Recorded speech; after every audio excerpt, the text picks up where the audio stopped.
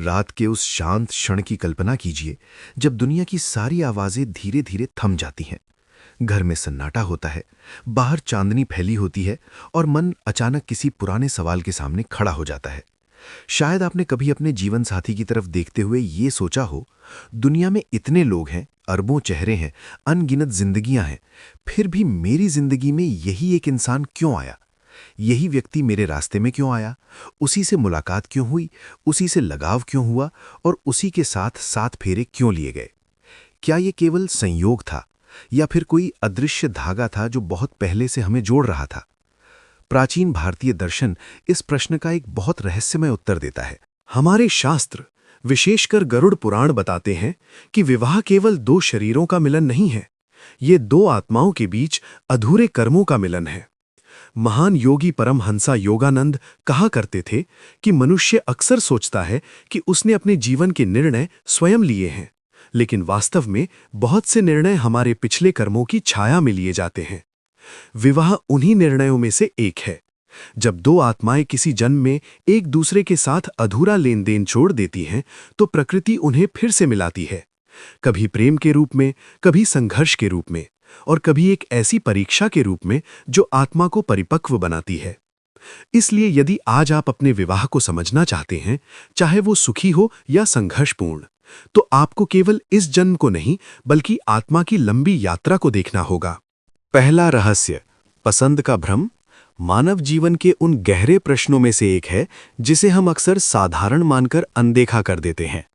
हम में से अधिकांश लोग ये मानते हैं कि हमने अपने जीवन साथी को पूरी स्वतंत्रता से चुना है। हमने किसी से मुलाकात की, बातचीत की, एक दूसरे को समझा, भावनाएं विकसित हुईं और फिर विवाह का निर्णय लिया। आधुनिक समय में तो ये प्रक्रिया और भी व्यवस्थित दिखाई देती है। Dating apps, matrimonial websites, profile, तस्वीरें और लंबी बातचीत के बाद एक निर्णय लिया जाता है। बाहर से देखने पर यह सब बहुत तर्कसंगत और आधुनिक लगता है, जैसे ये पूरी तरह हमारी इच्छा और समझ का परिणाम हो। लेकिन आध्यात्मिक दृष्टि इस कहानी को थोड़ा और गहराई से देखने के लिए कहती है। वो कहती है कि ये चयन जितना हमें दिखाई देता है, उससे कहीं अधिक गहरे स्तर पर पहले ही तय हो चुका होता है। हमारे प्राचीन शास्त्र, विशेषकर गरुड़ पुराण, ये संकेत देते हैं कि जब कोई आत्मा मृत्यु के बाद अपनी यात्रा पूरी करके पुनः जन्म लेने की तैयारी करती है, तब उसके जीवन की कुछ मुख्य परिस्थितियां पहले से ही कर्मों के अनुसार निर्धारित हो जाती हैं। इन परिस्थितियों में केवल बाहरी घटनाएं ही नहीं, बल्कि कुछ महत्वपूर्ण संबंध भी शामिल होते हैं, जैसे माता-पिता, जीवन की प्रमुख चुनौतियां और कई बार वो आत्मा भी जिससे इस जन्म में विवाह होना है। ये सुनकर कई लोगों के मन में ये प्रश्न उठता है कि यदि सब पहले से तय है, तो क्या मनुष्य की स्वतंत्र इच्छा का कोई महत्व नहीं? क्या हम केवल एक पूर्व लिखित नाटक के पात्र हैं? आध्यात्मिक दर्शन इस प्रश्न का बहुत संतुलित उत्तर देता है। वो कहता है कि मनुष्य कठपुतली नहीं है, लेकिन वो पूरी तरह स्वतंत्र भी नहीं है। जीवन कुछ हद तक उस नदी की तरह है जिसका स्रोत और दिशा पहले से तय है, लेकिन उसके भीतर बहने वाली धाराएं, उसके मोड़ और उसकी गति परिस्थिति के अनुसार बदलती रहती हैं। इसी तरह हमारे जीवन में कुछ बड़े संबंध ऐसे होते हैं जिन्हें हमारी आत्मा पहले ही स्वीकार कर चुकी होती है। ये स्वीकार किसी मजबूरी से नहीं, बल्कि कर्मों के संतुलन की आवश्यकता से होता है। यही कारण है कि कभी-कभी हम किसी व्यक्ति से पहली बार मिलते हैं और फिर भी एक अजीब सी पहचान महसूस करते हैं, जैसे हम उसे पहले से जानते हो। महान आध्यात्मिक गुरु परमहंसा योगानंद अक्सर कहते थे कि मनुष्य अपने कर्मों से एक अदृश्य जाल बुनता है और वही जाल बाद में उसके जीवन की परिस्थितियों को आकार देता है।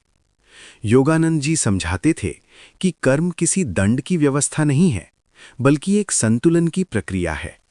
हर विचार, हर भावना और हर कर्म एक बीज की तरह है।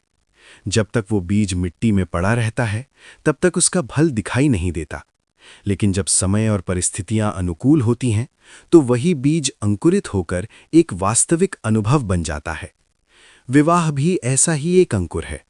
हो सकता है कि वो बीज कई जन्म पहले बोया गया हो, किसी प्रेम के रूप में, किसी अधूरे वचन के रूप में, या किसी ऐसे भाव के रूप में जिसे पूरा होना बाकी था। इस जन्म में जब 2 लोग मिलते हैं, तो वे अक्सर ये मानते हैं कि ये केवल उनकी पसंद का परिणाम है, लेकिन गहराई से देखने पर ये एक लंबी यात्रा का अगला अध्याय हो सकता है। योगानंद जी ये भी कहते थे कि जब तक मनुष्य अपने कर्मों की प्रकृति को नहीं समझता, तब तक वो अपने जीवन की घटनाओं को केवल संयोग मानता रहता है। लेकिन जब वो कर्म के सिद्धांत को समझने लगता है, तब उसे ये अनुभव होने लगता है कि जीवन में बहुत सी घटनाएं एक गहरे अर्थ से जुड़ी होती हैं। इसका मतलब ये नहीं कि प्रेम या आकर्षण झूठा है। इसका अर्थ केवल इतना है कि प्रेम भी एक गहरे कर्मिक संबंध का परिणाम हो सकता है। कभी कभी दो आत्माएं इसलिए मिलती हैं क्योंकि उन्हें एक दूसरे के साथ अधूरी कहानी को पूरा करना होता है। कभी इसलिए मिलती हैं क्योंकि उन्हें एक दूसरे से कुछ सीखना होता है, और कभी इसलिए मिलती हैं क्योंकि उनके बीच पहले से ही एक आध्यात्मिक सामंजस्य होता है। इसलिए विवाह को केवल एक सामाजिक निर्णय के रूप में नहीं देखा गया, बल्कि आत्माओं के बीच एक गहरे समझौते के रूप में देखा गया है।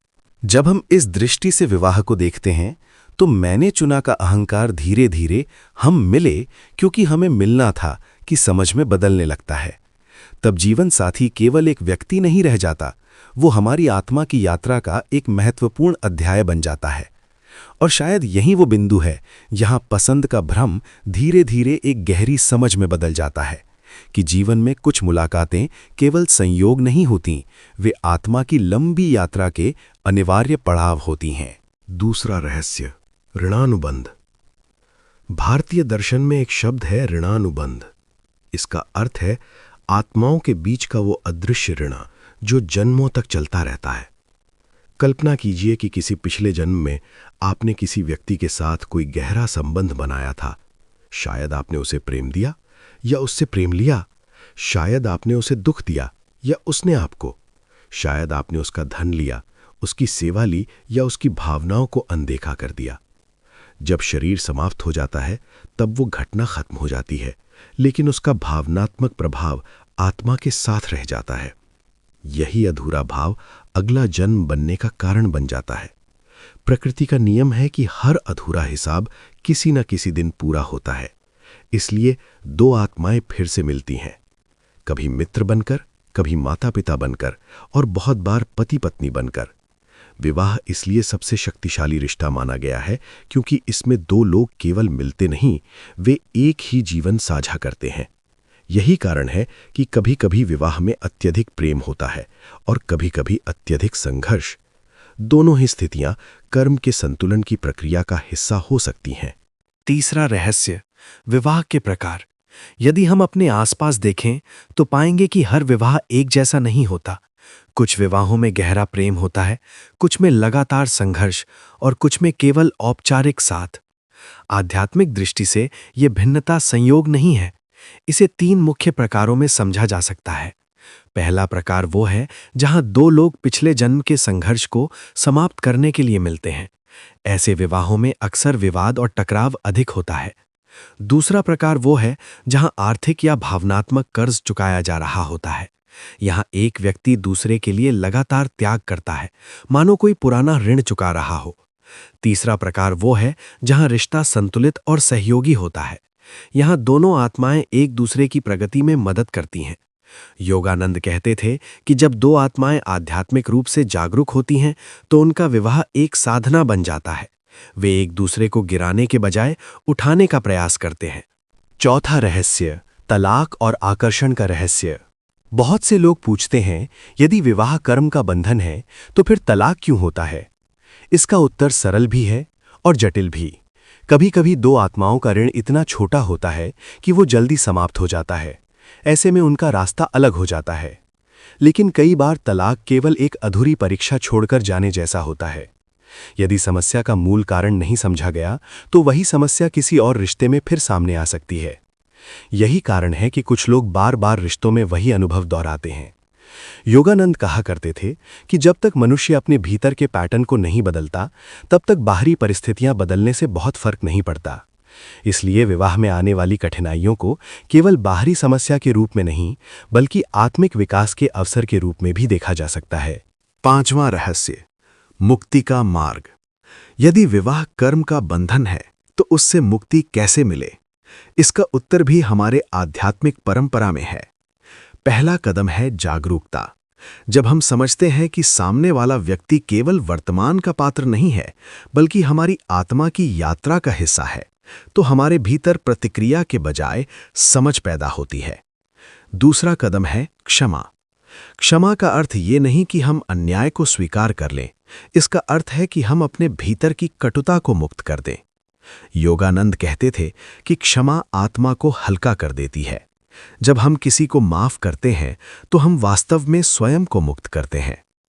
तीसरा कदम है साक्षी भाव, यानी हर परिस्थिति को देखने की वो क्षमता जिसमें हम प्रतिक्रिया के बजाय समझ को चुनते हैं। जब ये तीनों चीजें जीवन में आती हैं तो विवाह केवल कर्म का बंधन नहीं रह जाता, वो आत्मा की साधना बन जाता है। छठा रहस्य, जिनकी शादी नहीं होती। ये विषय समाज में अक्सर गलत समझा जाता है। हम एक ऐसे सामाजिक ढांचे में जीते हैं जहां विवाह को जीवन की अनिवार्य उपलब्धि मान लिया गया है। बचपन से ही ये धारणा हमारे मन में बैठा दी जाती है कि जीवन का स्वाभाविक मार्ग पढ़ाई, नौकरी और फिर विवाह है। इसलिए जब किसी व्यक्ति की शादी किसी कारण से नहीं होती तो समाज तुरंत उसे अधूरा या दुर्भाग्यशाली मानने लगता है। लोग पूछते हैं, अभी तक शादी क्यों नहीं हुई? मानो जीवन का मूल्य उसी से तय होता हो। लेकिन जब हम आध्यात्मिक दृष्टि से इस प्रश्न को देखते हैं तो तस्वीर बिल्कुल अलग दिखाई देती है। हमारे प्राचीन शास्त्र बताते हैं कि हर आत्मा की अपनी यात्रा होती है और हर यात्रा का उद्देश्य एक जैसा नहीं होता। गरुड़ पुराण में कर्म के सिद्धांत को समझाते हुए ये संकेत मिलता है कि हर जन्म में आत्मा अपने पिछले कर्मों के अनुसार अलग-अलग परिस्थितियों में आती है। कुछ आत्माएं ऐसे कर्म लेकर आती हैं जिनका संतुलन विवाह जैसे गहरे संबंधों के माध्यम से ही हो सकता है, जबकि कुछ आत्माओं के पास वैवाहिक कर्म बहुत कम या लगभग समाप्त हो चुके होते हैं। ऐसे में प्रकृति उन्हें विवाह के बंधन में नहीं बांधती, क्योंकि उनके जीवन का उद्देश्य कुछ और होता है, कभी साधना, कभी सेवा और कभी मानवता के लिए कोई बड़ा योगदान। महान आध्यात्मिक गुरु परमहंसा योगानंदा अक्सर कहा करते थे कि मनुष्य का जीवन केवल व्यक्तिगत सुख की तलाश के लिए नहीं है, बल्कि आत्मा की जागृति के लिए है। योगानंद जी समझाते थे कि कुछ आत्माएं इस संसार में इसलिए आती हैं ताकि वे अपने जीवन को व्यापक उद्देश्य के लिए समर्पित कर सकें। यदि ऐसी आत्माएं विवाह के जटिल बंधनों में बंध जाएं, तो उनकी ऊर्जा उसी में खर्च हो सकती है, जबकि उनकी क्षमता समाज या आध्यात्मिक विकास के लिए कहीं अधिक उपयोगी हो सकती है। यही कारण है कि इतिहास में हमें कई ऐसे संत, योगी और समाजसेवी मिलते हैं जिन्होंने विवाह नहीं किया, फिर भी उनका जीवन अत्यंत पूर्ण और प्रभावशाली रहा। योगानंद जी स्वयं ये बताते थे कि मनुष्य का मूल्य इस बात से नहीं मापा जाना चाहिए कि उसने कौन-कौन से सामाजिक मील के पत्थर पूरे किए हैं, बल्कि इस बात से कि उसने अपने भीतर कितनी जागरूकता और प्रेम विकसित किया है। आध्यात्मिक दृष्टि ये भी कहती है कि कभी-कभी विवाह का ना होना किसी अभिशाप का नहीं, बल्कि एक प्रकार की स्वतंत्रता का संकेत होता है। विवाह अपने आप में एक महान और पवित्र संस्था है, लेकिन ये एक जिम्मेदारी भी है। इसमें दो लोगों की ऊर्जा, समय और भावनाएं गहराई से जुड़ जाती हैं। यदि किसी आत्मा की यात्रा ऐसी है कि उसे अपने समय और चेतना को किसी बड़े उद्देश्य में लगाना है, तो प्रकृति उसे उस बंधन से मुक्त रखती है। लेकिन दुर्भाग्य से हम सामाजिक दबाव के कारण इसे समझ नहीं पाते। हम सोचते हैं कि यदि शादी नहीं हुई तो जीवन अधूरा है, जबकि सत्य ये है कि जीवन की पूर्णता केवल रिश्तों की संख्या से नहीं आती, बल्कि उस प्रेम और जागरूकता से आती है जो हम अपने भीतर विकसित करते हैं। योगानंद जी एक सुंदर उदाहरण देते थे। वे कहते थे कि जीवन एक विशाल बगीचे की तरह है। इस बगीचे में हर फूल का अपना समय और अपना उद्देश्य होता है। कुछ फूल जल्दी खिलते हैं, कुछ देर से, और कुछ ऐसे भी होते हैं जो अकेले खिलकर पूरे वातावरण को सुगंधित कर देते हैं। क्या हम केवल इसलिए उस फूल को अधूरा कहेंगे क्योंकि वो किसी और फूल के साथ नहीं खिला? नहीं, उसका अस्तित्व अपने आप में पूर्ण है। उसी तरह हर मनुष्य का जीवन अपने आप में एक संपूर्ण यात्रा है। यदि उसमें विवाह है तो वो भी एक अनुभव है, यदि नहीं है तो वो भी एक अनुभव है। इसलिए आध्यात्मिक समझ हमें ये सिखाती है कि जीवन को किसी एक सामाजिक पैमाने से नहीं मापना चाहिए। असली प्रश्न ये नहीं है कि हमारी शादी हुई या नहीं हुई। असली प्रश्न ये है कि हम अपने जीवन को किस चेतना के साथ जी रहे हैं। क्या हम अपने भीतर करुणा, धैर्य और प्रेम विकसित कर रहे हैं? क्या हम अपने अस्तित्व को किसी बड़े उद्देश्य से जोड़ पा रहे हैं? योगानंद जी कहते थे कि जब मनुष्य अपने जीवन को आत्मिक जागरूकता के साथ जीता है, तब उसे बाहरी उपलब्धियों से अपनी पहचान बनाने की आवश्यकता नहीं रहती। तब उसे ये समझ आ जाती है कि जीवन का असली उद्देश्य केवल सामाजिक अपेक्षाओं को पूरा करना नहीं, बल्कि आत्मा की उस दिव्य क्षमता को पहचानना है जो हर मनुष्य के भीतर छिपी हुई है। और जब ये समझ आ जाती है, तब विवाह हो या ना हो, जीवन फिर भी पूर्ण, सार्थक और शांतिपूर्ण हो सकता है। जब हम विवाह को केवल एक सामाजिक व्यवस्था के रूप में देखते हैं, तो हम उससे बहुत अधिक अपेक्षाएं जोड़ लेते हैं। हमें लगता है कि विवाह का अर्थ है स्थायी सुख, निरंतर समझ और बिना किसी संघर्ष के चलने वाला संबंध। लेकिन वास्तविकता अक्सर इससे अलग होती है। दो अलग अलग व्यक्तित्व, दो अलग अलग संस्कार, दो अलग अलग जीवन अनुभव जब एक ही जीवन में साथ आते हैं, तो स्वाभाविक रूप से मतभेद और चुनौतियां भी आती हैं। यदि हम विवाह को केवल सामाजिक संस्था या व्यक्तिगत सुख का साधन मानते हैं, तो ये चुनौतियां हमें बोझ जैसी लगने लगती हैं। तब छोटी छोटी बातों में भी निराशा और शिकायतें पैदा होने लगती हैं। लेकिन आध्यात्मिक दृष्टि इस पूरे अनुभव को एक बिल्कुल अलग परिप्रेक्ष्य में देखने के लिए कहती है। वो हमें याद दिलाती है कि जीवन में आने वाला हर रिश्ता केवल एक संयोग नहीं होता, बल्कि आत्मा की यात्रा का एक महत्वपूर्ण अध्याय होता है। हमारे प्राचीन ग्रंथ जैसे भगवद गीता ये बताते हैं कि मनुष्य का जीवन केवल बाहरी उपलब्धियों के लिए नहीं है, बल्कि आत्मा के विकास और चेतना के विस्तार के लिए है। इस दृष्टि से जब हम विवाह को देखते हैं, तो उसकी कठिनाइयां भी एक गहरे अर्थ में बदलने लगती हैं। जब दो लोग विवाह के माध्यम से एक साथ आते हैं, तो वे केवल वर्तमान के व्यक्ति नहीं होते। वे अपने साथ वर्षों के अनुभव, संस्कार, भावनाएं और कई बार पिछले कर्मों के प्रभाव भी लेकर आते हैं। इसीलिए कभी-कभी हमें ऐसा लगता है कि किसी छोटी सी बात पर भी संबंध में बड़ा तनाव पैदा हो जाता है। आध्यात्मिक दृष्टि कहती है कि ये केवल वर्तमान की प्रतिक्रिया नहीं है, बल्कि कई बार ये उन गहरे भावों का परिणाम होता है जिन्हें आत्मा संतुलित करना चाहती है। इसीलिए हर रिश्ता हमें कुछ सिखाने के लिए आता है। कभी वो हमें धैर्य सिखाता है, कभी करुणा, कभी त्याग और कभी क्षमा। यदि हम इन अनुभवों को केवल समस्या मानकर देखते हैं, तो हम उनसे केवल पीड़ा ही प्राप्त करते हैं। लेकिन यदि हम उन्हें आत्मा की शिक्षा के रूप में देखते हैं, तो वही अनुभव हमारे भीतर परिपक्वता और समझ पैदा करने लगते हैं। महान आध्यात्मिक गुरु परमहंसा योगानंदा अक्सर कहा करते थे कि जीवन का हर अनुभव, चाहे वो सुखद हो या कठिन, मनुष्य को ईश्वर के थोड़ा और करीब लाने के लिए होता है। योगानंद जी समझाते थे कि जब तक मनुष्य जीवन की घटनाओं को केवल व्यक्तिगत लाभ और हानि के रूप में देखता है, तब तक वो उनके गहरे अर्थ को नहीं समझ पाता। लेकिन जब वो हर अनुभव को आत्मा के विकास की दृष्टि से देखना शुरू करता है, तब उसके भीतर एक नई समझ जन्म लेने लगती है। तब विवाह केवल दो व्यक्तियों का साथ नहीं रह जाता, वो आत्माओं के बीच एक ऐसा विद्यालय बन जाता है जहां दोनों एक दूसरे के माध्यम से सीखते और विकसित होते हैं। यदि हम इस दृष्टि को अपने जीवन में अपनाने लगें, तो रिश्तों के प्रति हमारा दृष्टिकोण धीरे धीरे बदलने लगता है। जहां पहले हमें केवल दोष दिखाई देते थे, वहां अब हमें सीख दिखाई देने लगती है। जहां पहले हम शिकायत करते थे, वहां अब समझ पैदा होने लगती है। इसका अर्थ ये नहीं कि समस्याएं पूरी तरह समाप्त हो जाती हैं, बल्कि इसका अर्थ ये है कि हम उन्हें देखने का तरीका बदल लेते हैं। जब समझ बढ़ती है, तो अहंकार धीरे धीरे कम होने लगता है, और जब अहंकार कम होता है, तो संवाद आसान हो जाता है। हम दूसरे व्यक्ति को बदलने की कोशिश करने के बजाय उसे समझने की कोशिश करने लगते हैं।